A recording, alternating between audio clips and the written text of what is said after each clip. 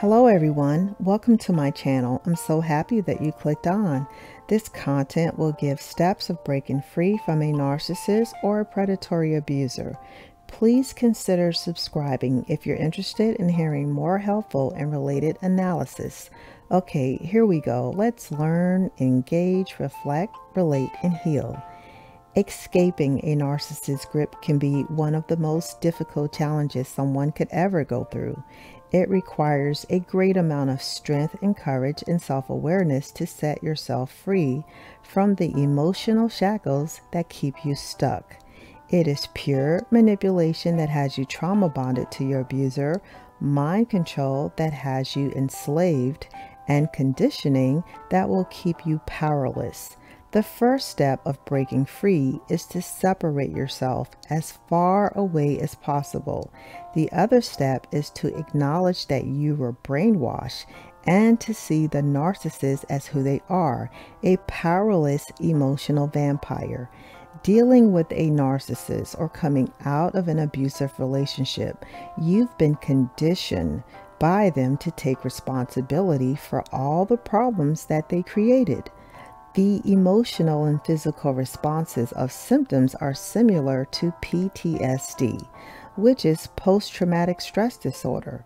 Victims can experience unwanted and upsetting memories, nightmares, flashbacks, anxiety, blame, as well as internal feelings of emotional pain and helplessness. You literally spent weeks, months, or years under their mind control, dealing with their negative emotions, moods, and egregious actions towards you, which can be confusing and traumatic. Toxic people want you to believe that something is wrong with you. Remember, they manipulated you into self-neglecting yourself so you can provide obedience, loyalty, and attention to them. You were basically robbed of your energy and emotional independence. So you now will need to recover, reclaim, and rebuild yourself. You literally will need to go through a reprogramming process to get yourself to initiate the proper process of self-healing and self-care. Trauma bonding is like being addicted to a powerful drug, and by stopping can be very difficult. As you separate yourself from the abuser, your emotions will jumpstart and spin into a frantic desperation to reconnect with the abuser, just like an addict would have withdrawals and cravings for a drug. You have to use your mind and not your feelings or emotions. Separating facts from feelings is critical when breaking free from any abuser. Breaking free is the right thing to do for yourself and your mental health. The craving for the emotional intensity connection to the abuser will also gradually dissipate, and you will gradually learn to be self-supportive rather than self-defeating.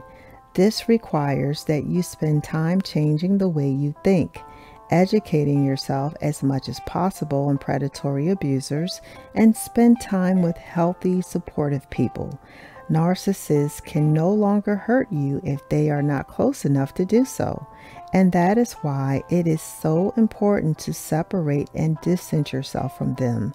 Breaking free is possible, and you can regain your emotional and psychological balance and freedom.